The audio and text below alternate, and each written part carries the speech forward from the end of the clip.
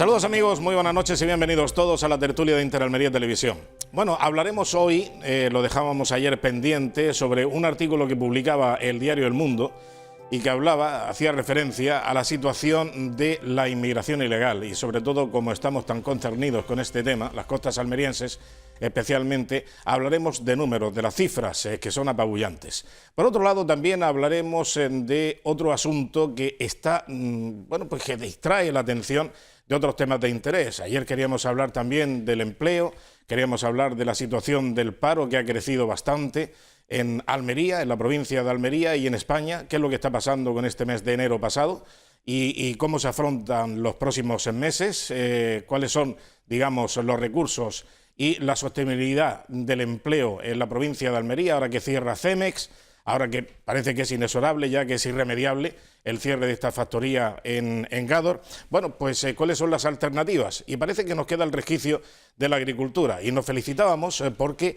17 empresas de la provincia de Almería ya empiezan hoy a mostrar al mundo, desde Berlín, desde la Fruit Logística, las cualidades y la calidad de la provincia de Almería en materia hortofrutícola. Ese es, entre otros pequeños rasgos industriales, lo que salva a la provincia de Almería. Hablaremos de esos asuntos, de la inmigración ilegal, pero, como siempre, hay algo que nos distrae. Y eso que nos distrae en esta ocasión se llama la figura del relator. Ha salido el relator. Miren ustedes, lo del relator, ¿qué significa? Pues parece que esconde mucho, y esconde mucho malo, porque parece ser que Pedro Sánchez está determinado a destruir el país, a entregar la independencia a los independentistas catalanes. Y ya de momento, pues con estos eufemismos, con estas figuras raras, introduce el personaje del relator. Hablaremos de ese asunto. Andrés García Lorca, buenas noches. Sí, buenas noches. ¿Qué te gusta lo del relator? Pues mira, es un tema más serio de lo que parece, porque es erigir una figura de esa naturaleza es negar la esencia del Estado. Y esto es muy grave. Es decir, está diciendo que no se fía del aparato del Estado, del instrumento que tiene para el gobierno del país, y busca un tercero que intervenga en unas relaciones con las comunidades autónomas. Es decir, no valen los abogados del Estado, no valen los funcionarios públicos. Es decir, está negando lo que es la esencia del gobierno de España y la esencia del Estado. Yo no sé, este hombre, pues yo creo que ni piensa ni razona en los efectos y las consecuencias que puede tener eso. Y por otro lado, pues también esto hay que unirlo a los 21 puntos programáticos que exigen. Yo, la verdad, siento vergüenza ajena y me preocupa como ciudadano que al frente del gobierno esté una persona que sea incapaz de defender lo que es el Estado de Derecho. Y es una muestra más, digo lo del relator, de la negación de un Estado de Derecho como es el Estado español. María Muñiz, buenas noches. Buenas noches. ¿Qué tal esa figura? no es... ¿La del relator? La del relator. me he quedado así, sí. Me he ido más bien por el Quijote. Bueno, pues aparte de suscribir todo lo que dice Andrés, yo creo que ellos intentan hacer ver, cara a la opinión pública, sobre todo extranjera, que están negociando dos iguales. Y no están negociando. Vamos, no deberían estar ni negociando, pero desde luego, hablando, no son dos iguales. Uno es el Estado español y otro es... Una región. Una región, efectivamente. Por independencia de eso que se ve claro, ya no es que lo vea claro la oposición, ¿no? Que él dice que la oposición no tiene sentido de Estado. No, es que, hombre, yo desde esta mañana he oído a García Paje, a Barreda. Y a Vara también. A Vara. Y a Soraya, que fue portavoz. ¿Soraya? Sí, Soraya creo que se llama. Sánchez o algo así, ¿no? Sí. Bueno, y a Carmen Calvo, que ha dicho que ninguno se ha enterado de nada, que claro, esto no tiene nada que ver, que es que no han sabido entender, que es que no tienen información. Entonces dice, hombre, ya no es la oposición que tiene obligación de fiscalizar lo que hace. No, ya es que no es la oposición. Es que está tan claro que son ellos mismos. La verdad es que es preocupante. Pues sí. José Fernández, buenas noches. Buenas noches. A mí sí me puedes preguntar por la figura. Porque a todas luces salta la vista que es extraordinaria. Ya. Es que ten en cuenta de que aquí hay que tener mucho cuidado últimamente con estas cosas, con los piropos y con mucho cuidado. Y los cumplidos. Me pasa igual que a Cristina Almeida. Quiero salir tranquilo por la calle. Exactamente. Bien.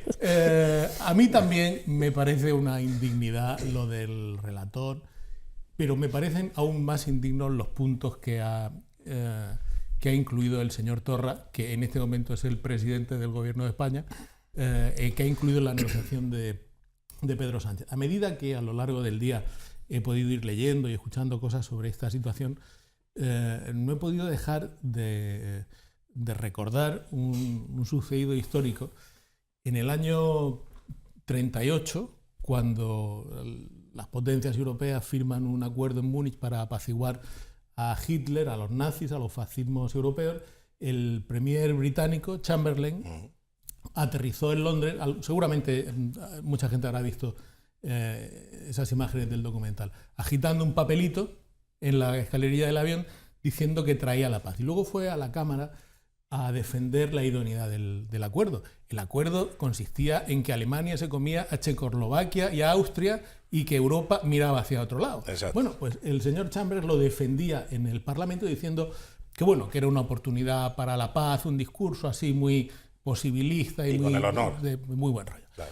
Y desde la bancada de la oposición, Churchill se levantó y le dijo, mire usted, a usted le han dado a elegir entre el deshonor y la guerra. Claro.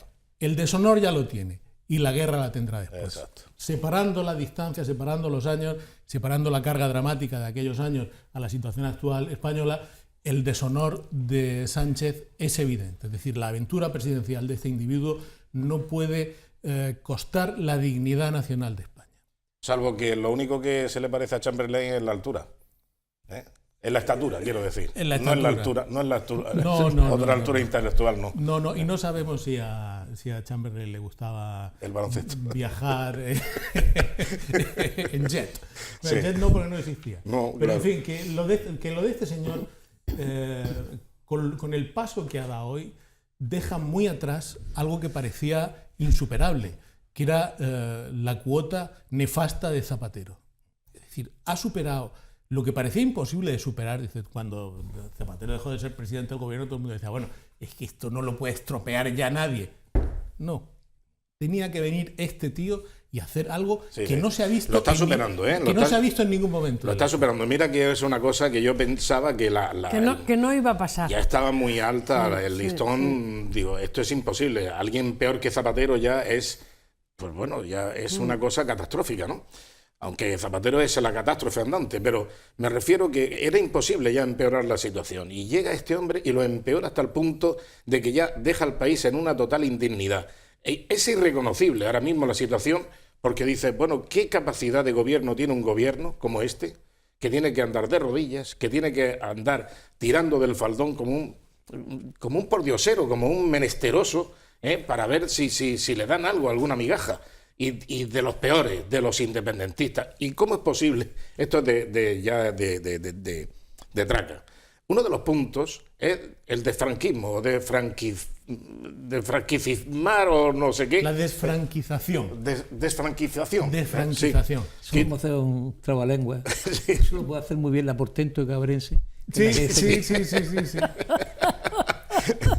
Bueno, y luego dicen, es que no queremos el 155, queremos que esto se retire de los tribunales de justicia. La monarquía, la monarquía. Y dice, y un debate sobre la monarquía. Pero bueno, si tú te quieres ir de la monarquía, vete y déjanos. Pues vete y deja la monarquía tranquila, pero si es que es un contrasentido, si es estar continuamente hurgando el dedo, metiendo el dedo en el ojo. Pero vamos a ver, si tú te quieres ir y tu finalidad es esa, ¿a qué viene ahora tratar de debatir sobre la monarquía? Ya sabemos que tú eres de la izquierda republicana, el otro es republicano, el otro es anti no sé qué y el otro es anti no sé cuánto. Yo defiendo que los independentistas no quieren la independencia. En el fondo no quieren decir, si es que mucho más rentable, mucho más cómodo y mucho mejor retribuido ser independentista que gestionar una independencia. Claro. Saben que no la van a conseguir, pero mientras están en en el envite, en la confrontación y en la Sí, petición. esto es lo mismo y en que el antes, que había chantaje. gente especialista en vivir muy bien contra Franco. Ya, pero Contra pero Franco es que este vivían- caso es mucho más simple. Y ahora Son contra- dos tontos con iniciativa. Exactamente. Y dos tontos con iniciativa no tienen más que desgracia. Porque el Torras, esos más tontos, si eso no hay que verlo nada más que la cara, no que el espejo del alma. Tiene una cara tonto que no se puede quitar de ella. Y un tonto no hace más que tontuna. Y claro, Como Farragut. Un tonto hace muchas se tonterías. junta con el otro y hay hambre con las ganas de comer. Pues eso no trae nada más que A desgracia. veces lo descriptivo, Andrés, es políticamente incorrecto, pero es una descripción fotográfica de una realidad. Baste recordar las cosas que ha llegado a decir el tal Torra sobre España y los españoles. Es decir, es un conjunto de majaderías que, en fin, que inhabilitarían ya no políticamente, sino incluso desde un punto de vista Déjalo en académico, de por salud favor. mental. Pues el caso a es las que el personas. tonto ha hecho un documento con 21 puntos Y y, el en otro- vez y de el otro decirle, se lo ha aceptado. mire usted, no sé de qué me está usted hablando, lo ha cogido y además está empezando a Se lo ha tomado en cumplirlo. serio, que es lo- Es que está Sí. empezando a cumplirlo, porque claro, dice, bueno, pues si ha puesto el del relator o el de la figura, pues es que los demás van detrás, porque si no, ¿para qué iba a empezar? Pero ¿sabemos si ha pedido ya el tal Torra y le habrá aceptado el atorrante, no sé, el establecimiento de checkpoint de cascos azules en el Ebro, quizás, para que la cosa tenga visos de seriedad? Checkpoint Delta. En vez de Charlie, Checkpoint Charlie. Checkpoint Eso es lo que Delta. está mi mujer ahora en Berlín, el Checkpoint Charlie. Checkpoint Delta. Es tremendo. Yo, sinceramente, no creía que a es mi que no edad te lo puedes pudiera tomar estar en serio viendo esto, ¿eh? Que estas cosas sucedieran No, es que en, si nos, en mi tomamos, país. si nos lo tomamos en serio nos abrimos las venas. Es decir, que esto hay que tomárselo como lo hacemos en nuestra tierra andaluza, gracias a Dios, pues de cachondeo. Con humor, Porque no merece, sí. esto no merece una reflexión seria. Yo al principio me he puesto serio y trascendente. Es decir, esto es la negación del Estado. Pues, hombre, pues es que este tío no sabe lo que es eso. O sea, y encima escribe un libro ahora. Cortándonos- Oye, yo con lo falta del como- libro Bueno, parece Manuel que, de parece Resistencia. que una lo ha cosa. lo ha firmado, parece ser. Sí, bueno, eso Él- de escribir está más dudoso. Yo cuando lo vi en un recorte así que ponía Sánchez publica un libro que se llama Manual de resistencia. Sí. Me creía que era del Mundo Today. Yo ¿Cómo me, Sí, iba, un cómo me cachondeo. iba a pensar que eso era de verdad? No me lo podía creer. Pero oye, que es verdad. Habrá que leer ese libro, ¿no? Digo, Yo no pienso. Sí, hombre. Vamos, con- ¿Tú sí? Yo Vamos, qué sé, hombre. Yo tampoco. A ver si cuenta lo del coche cuando cogió. ¿Qué coche era? Es que... Un Seat Panda. No. Creo que era Un 5000. Un Peugeot. Un Peugeot. Peugeot. Un Peugeot como una casa. Bueno, pues resulta que este hombre, como manual de resistencia, vistos los resultados, No, sí, resistente. Resistente. Resiste Tío, como un martillo. tenacidad, en resistencia, manteca, bueno, es como un martillo en manteca, efectivamente. eso Aguanta. dura mucho. Eso aguanta lo que no está en los escritos. Antes Ya se lo- decía... La verdad dijo que es un su- irresponsable, ya lo dijo su, pero que- su portavoz, o habrá que decir su portavoza, la señora Celaá, que la vocación de Ella todo también gobierno resiste. era resistir, aguantar, sostenerse, al precio que sea, le faltó decir. Y esta gente estaba dispuesta a pagar el precio que sea, Sí. la humillación si es necesario.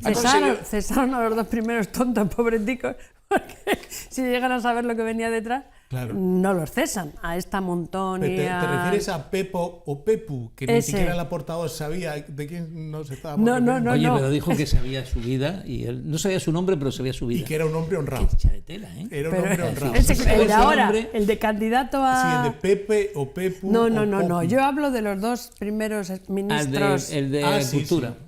que bueno, hubiese- sí, claro. que sí, el sí, breve. sí. Maxim. Claro, Maxim Maxim el breve. y el Montón. Rajoy. Que teniendo un nombre tan máximo, tuvo una todo lo duración. contrario. tan mínima. Sí, sí, que Pero para, vamos mira, al que- final ha sido el que mejor ha salido.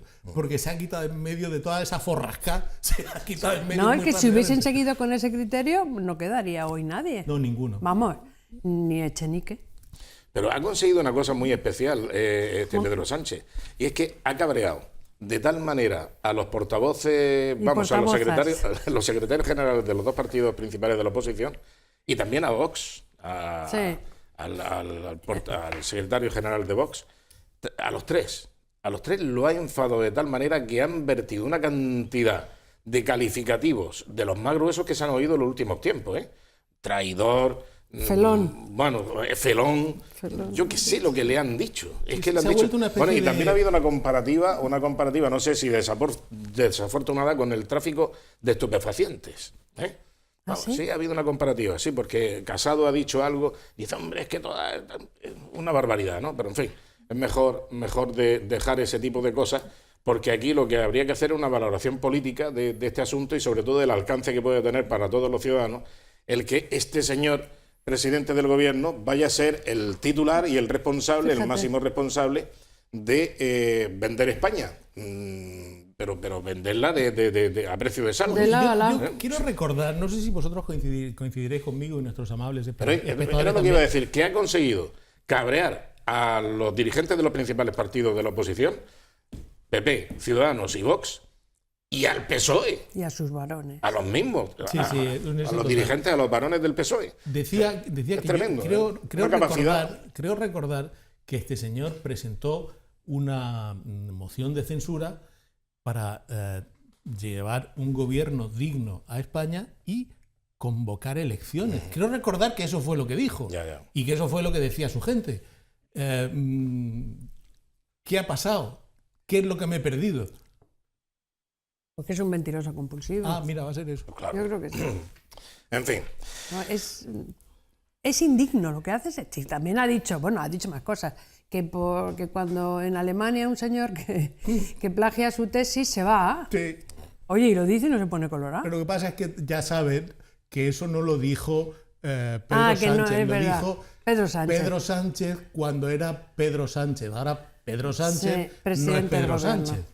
También dijo que si alguien tenía una sociedad patrimonial para evadir impuestos, no estaría en su equipo. Ese tampoco era También es Pedro mentira. Sánchez. Tampoco oye, era ¿qué es lo que pasa con esta gente? Que cuando nombran a un ministro enseguida le sale una sociedad patrimonial para comprar pisos, para dar conferencias. También a Pepu le ha pasado. Sí, Que también tenía por ahí un Y a Rosa chiringuito María fiscal. Mateo. Sí, y claro. a mucha gente, sí. Oye, Es que ese es el problema Es que hay tanto de eso. los Yo- políticos. Esto que lo dijo Pedro Sánchez cuando no era presidente del gobierno, pero seguía siendo Pedro Sánchez, creo Sí, yo. sí. Metafísicamente lo es y lo era. Cuando tú quieres hacer declaraciones que llamen la atención y que tengan buena venta en los medios de comunicación, pues tú echas un anzuelo, te adornas, te gustas. Y entonces en una entrevista dijo aquello de que si alguno de mis colaboradores tuviera una Sí. sociedad tal y cual, oye, en ese momento quedan muy bien. Pero claro, eso es poner el listón tan alto, porque a lo mejor piensas que nunca te vas a ver en la situación de tener que llevarlo a la realidad. Tú pones un listón a esa altura y resulta que nadie, ni siquiera tú mismo, puedes llegar a ese listón. ¿Qué es lo que consigues con eso? Pues lo que decía el prodigio egarbense al que se refería Andrés, la ministra Mulé. En Almería en esta tertulia, la ministra Mulé, que prometió un centro andaluz de fotografía en el cable inglés, pues que dijo que tenían que llamar a independientes porque en los partidos es que no había nadie. Claro, eso al tío que se haya pasado toda la vida, todas las noches electorales con el engrudo, con el cubo, yendo a los mítines, aguantando los coñazos, O jugando al dominó. se han dado casos En también. todo caso, hombre, aquí hay nombramientos de concejales del Partido Socialista. En las listas las confeccionaron en la sede diciendo, uno apuntó y dice, oye, que este viene todas las tardes aquí a echar su partido de dominó, ¿eh? Coño, salió de concejal. Es que el pito doble siempre ha sido... Pito doble. El pito doble... No ahorcarse con el 6 doble también es importante. También. Bueno, pues cambiando de tema, ¿o queréis aportar algo más? A ver, Andrés, ¿qué querías No, decir yo antes? estaba preocupado con el tema de las cifras de empleo que ha enunciado antes y me parece sumamente interesante. Porque hoy precisamente he recibido unos datos estadísticos en los que pone de manifiesto la correlación que existe entre el aumento del salario mínimo interprofesional y el tipo de empresa. Entonces demuestra esta correlación que mientras que a la gran empresa, la multinacional, la del IBEX 35, la subida del 21% no supone problema serio, a la pequeña y mediana empresa termina fundiéndola. Y les puedo enseñar el gráfico donde viene el análisis comparativo, ¿no? Y eso sí me ha preocupado, porque la mayor parte del tejido industrial que soporta la economía española es pequeña y mediana empresa. Entonces, a uno que tiene una fontanería, o uno sí le supone unos costos muchas veces inasumibles y, en consecuencia, eso que va a determinar el aumento del paro. Porque si la pequeña y mediana empresa pasa por una crisis profunda como consecuencia de una alta fiscalidad, ¿qué va a ocurrir con el empleo en España? Pues que cada vez se va a ir perdiendo más empleo. Mientras que las grandes multinacionales, por ejemplo las del IBEX 35, esto lo pueden soportar de otra forma, porque tiene una economía diferente, tiene unos costos distintos, una estructura de costos distintos. Y entonces este es uno de los temas que a mí ahora mismo sí me preocupan muy seriamente. Porque volver a una situación de pérdida de empleo, cuando habíamos iniciado una recuperación, puede suponer a largo o a mediano plazo una crisis total para España.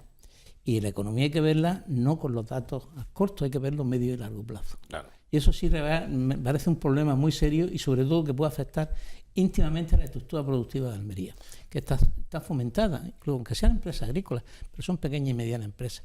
Aumento del fraude fiscal, aumento del fraude de la seguridad social, para poder asumir los costos de producción y no cerrar la empresa. Y la verdad es que esto necesita una reflexión. Y claro, es muy peligroso cuando se está en política y no se conoce la estructura real de lo que es las bases económicas y los costos de producción que conllevan y la estructura de costos, pues tomar medidas sin más reflexión que el análisis teórico o académico y como está ocurriendo, que es lo que le pasa a los de Podemos, que no están en el plano nunca de la realidad, entre otras cosas porque no han trabajado nunca, la mayoría, pues puede ocurrir que llevemos a una situación de suicidio colectivo a la economía española. No, sí, está claro. Además, esta película ya la hemos visto, por lo menos en 2 ocasiones. La hemos visto con José María Aznar, la hemos visto con Mariano Rajoy. Congelación de los sueldos, congelación de las pensiones, reducción de algunas cositas, que había unas prebendas, había una serie de cosas que desaparecieron para establecer la recuperación de la crisis, claro, de la economía. Pero eso es muy impopular. Antonio, permíteme, claro. Es que junto las medidas fundamentales que una economía liberal debe adoptar es una drástica reducción del gasto público. Y la reducción drástica del gasto público hay que afrontarla. Es decir, antes que pensar en subir un impuesto, hay que pensar en cómo reducir el gasto público. Porque si no, es insostenible. Es decir, a mayor presión fiscal, no solamente la eficiencia productiva es cada vez menor.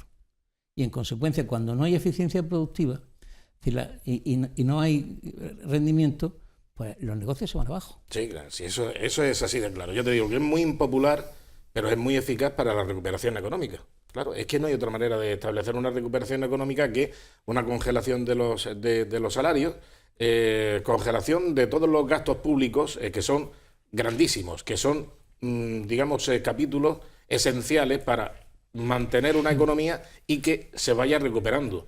Pero es que, claro, cuando dice hay un nuevo gobierno, un gobierno socialista, populista, comunista, etcétera, independentista, etcétera. Heterogéneo. Pero claro, es muy progresista. Sí. Entonces, claro, como es populista y es progresista, pues vamos a subir el sueldo mínimo interprofesional. Vamos a subirlo, en vez de subirlo un 3 o un 4, vamos a subirlo un 20. Hoy he oído a un economista en Canal Sur que dice que, claro, que los beneficios hay que trasladarlos a los trabajadores. Muy bien, pero lo que yo vengo a defender es cuál es la estructura del sistema productivo. Es decir, no le afecta lo mismo, en absoluto, a una pyme que a una IBEX 35. Claro. Y eso es lo que no distinguen. Es decir, el café para todos no es posible. Pero si además ellos se han decidido imponer una subida que no pagan ellos, sino que pagan, ¿qué menos que haberlo negociado? Que haber dicho, bueno, hay que subir a los trabajadores, porque nos parece que lo que cobran no es digno, tiene que ser un 21% más. Yo te voy a bajar impuestos hasta un 21%. Claro. Y ya lo pago yo. O lo pagamos a medias. No, pero suben el 21% y ahí te quedas. Y ahora tú, sin hablar con ellos, pues ahora tú, pues ¿qué vas a hacer? Pues el que no pueda despedir gente. No le queda otra. No sale otra cuenta. Digo, es una visión tan corta y tan poco estructurada de lo que es la realidad de la economía española. Por eso digo que hay que coger los datos y hacer análisis comparativo, es decir, cómo afecta a la pequeña y cómo afecta a la gran empresa en el empleo. Y cómo afecta una subida del 21 a un modelo productivo y a otro modelo productivo. Y entonces, a partir de ahí, sacar las conclusiones. Pero es que yo creo que aquí lo que se hace es tocar de oído. Y en materia económica hay que tener mucho cuidado con tocar de oído, ¿no? Y lo mismo lo puedo decir para cualquier gobierno, que también el gobierno anterior cometió errores en esa naturaleza.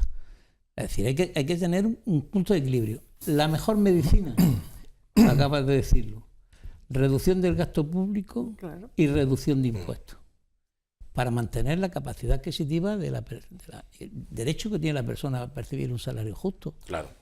Y luego también está en el tejido industrial que tenga esa población, Claro, esa región. ¿quién es la- Es que, claro, aquí vamos a tener siempre sueldos indignos. Siempre. En el contexto europeo, España siempre va a tener, está condenado a tener siempre los sueldos indignos. ¿Comparándolos con quién? Pues claro, si te vas a Suiza o te vas a Luxemburgo, es que allí es raro encontrarte una persona que no gane 5.000 euros al mes. Es raro. Pero el producto Pero que bueno, genera pero- tiene un valor añadido muy alto. Es raro el mínimo.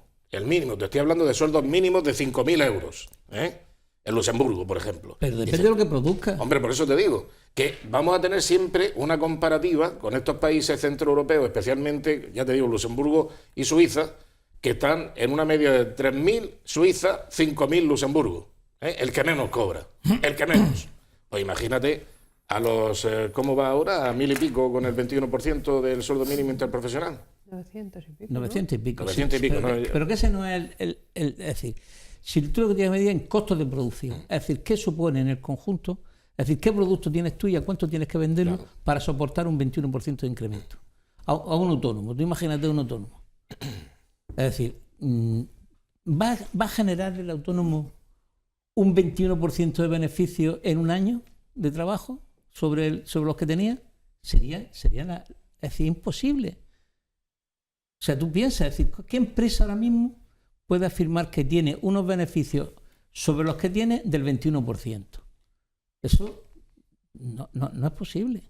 Entonces, yo sé a dónde voy, es decir, a una reflexión mucho más profunda de lo que es esto. Es decir, que efectivamente hay que trasladar la renta al trabajador, claro que sí. Es decir, no es lo mismo producir un reloj Rolex que producir un tomate en la huerta de Almería. Y tampoco se vende un Rolex al mismo precio que se vende por muchos tomates que tú vendas. Entonces, claro, vamos a ver cuáles son los costos de producción de uno, cuál es y ver cómo está un poco el mercado a nivel internacional, pero es que aquí no se encomienda a nadie a nada. Tira para adelante y luego viene el fracaso, luego va a ser, es que están haciendo fraude a la seguridad social. Persigue el fraude.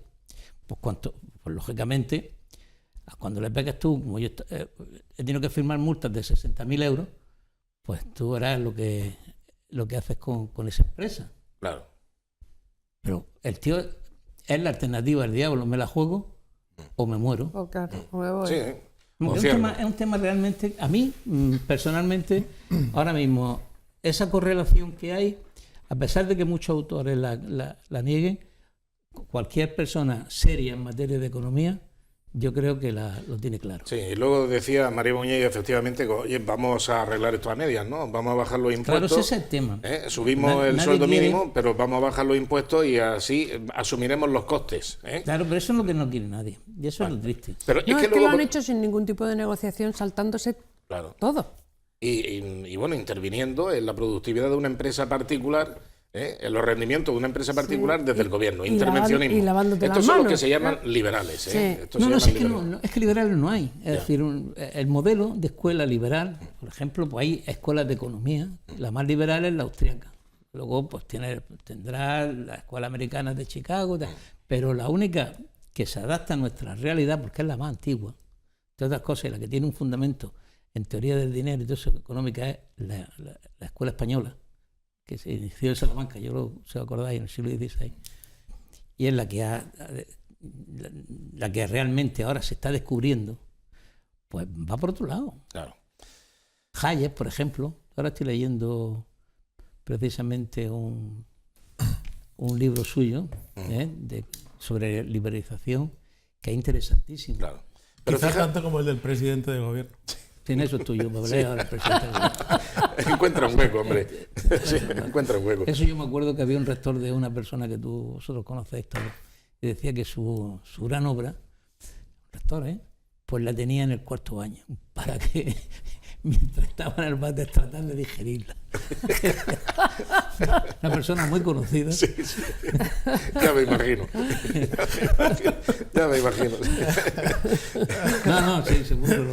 Bueno, pues esto de la presión fiscal, esta maniobra impositiva interminable y además increciendo permanentemente, pues llega al punto de la manía persecutoria. Ahora, María, ¿qué te parece esto de Hacienda va a perseguir a aquellos que en su día pagaron una parte a los colegios concertados? Los colegios concertados. Bueno, es que es increíble, y estamos hablando de 4 pesetas, ¿eh? Sí, pero que multiplicadas. Multiplicado por tantos años pueden llegar a 900 y pico euros. Han desgravado, me imagino que con las reglas que había cuando hicieron la declaración de la renta, la aportación que han hecho al colegio concertado. Sí. Entonces ahora han dicho que es que lo hicieron mal. Claro.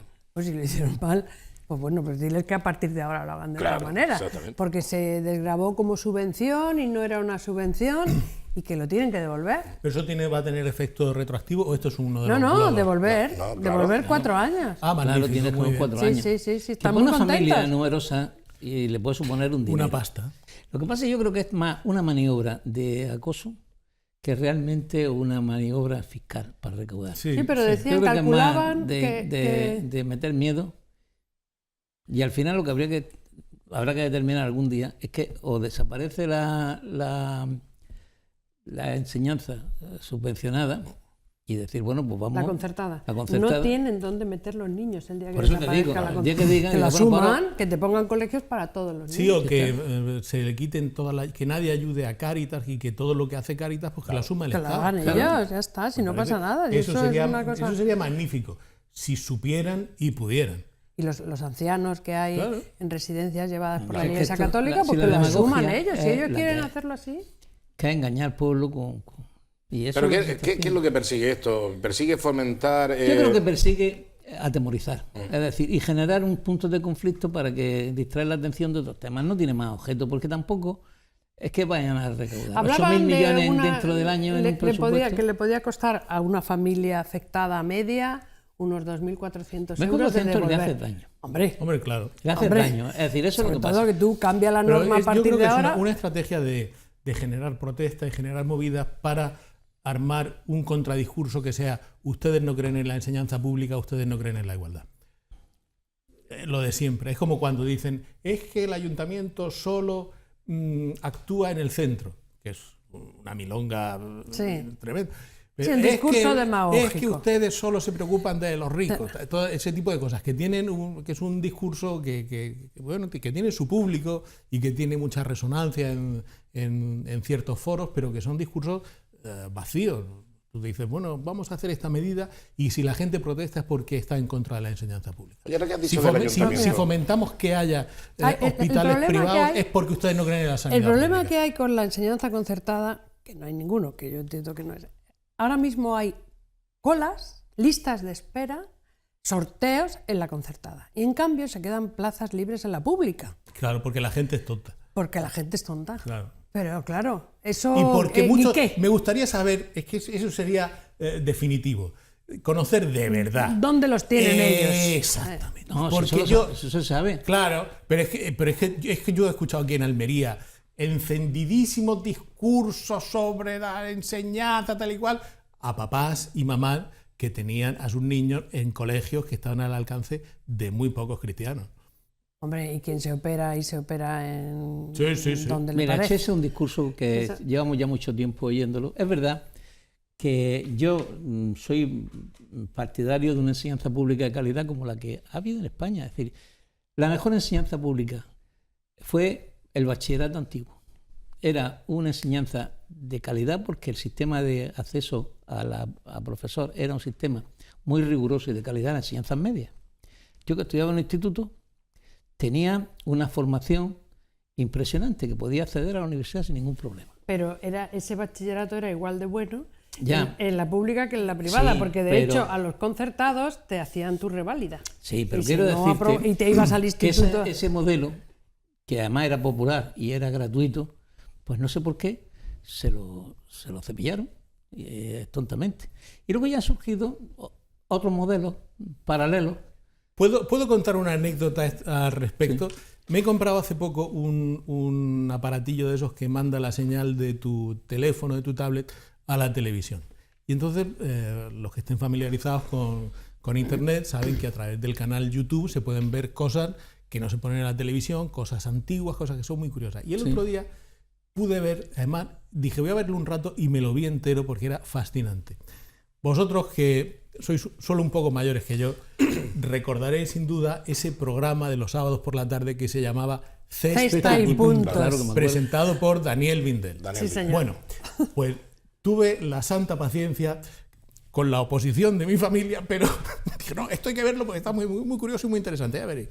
Y salían los dos colegios, mira, las preguntas que se hacían son de un nivel, era un programa del año 71. Bueno, pues niños de 14, 15 años en el año 71, con un nivel de conocimientos en matemáticas, en latín, en física, en historia, en geografía, que te quedabas absorto. Es decir, ¿cómo es posible que esto estuviera a pie de calle hace 40 años y ahora hay preguntas que yo creo que ni la formulación se entiende? Una cosa tremenda. Bueno, pues todo eso se ha perdido. Claro, si hay licenciaturas que tienen menos nivel que el bachillerato. Sí. Y no te esté exagerando. Eso es donde voy a decir. Te carga una enseñanza pública selectiva de Que el calidad. bachillerato antiguo, te refieres, ¿no? Empiezan los problemas de la homogeneización. El café para todo. Y se desvirtúa el sistema. Entonces, la selección del profesorado no es rigurosa. Lógicamente, si la selección del profesorado no es rigurosa, la transmisión de conocimiento pues no es rigurosa. Y si al final esto le añades con lo que es el principio de capacidad, mérito y esfuerzo, se olvida porque es competitivo, pues al final que resulta que tenemos una enseñanza, una educación adocenada, que tampoco es muy intensa en cuanto a conocimiento y en cuanto a valores y actitudes ya me contará.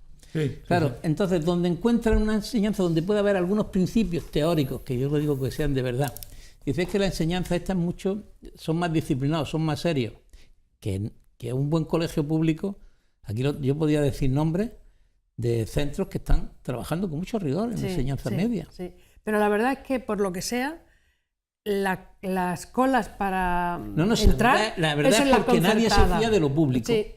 ¿Por qué? Porque han desprestigiado Pero lo ¿por público. qué no recuperan el prestigio de lo público Que eso es lo que yo sin voy. tirarle piedras a esos padres que han pagado Claro, en la privada? Mete caña en la selección del profesorado, Es que en la calidad... se empezó por tirar y se empezó por desprestigiar la figura del profesor.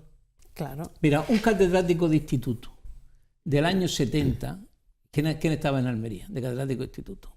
Pues lo que han sido muchos profesores de la universidad. O sea, para mí ha sido más fácil sacar la posición de catedrático de universidad que en la de instituto. Es decir, la oposición de enseñanzas medias para una familiar como el que sacaba una notaría o algo así por el estilo, porque es una posición dura. Tribunal Único en Madrid, donde... Ahora, empezaron con el tema de la huelga aquella de los penenes, con el tema de los interinos, con las oposiciones, no sé qué. Y al final, pues, un colero. El morrillazo. Eso ha pasado a la universidad.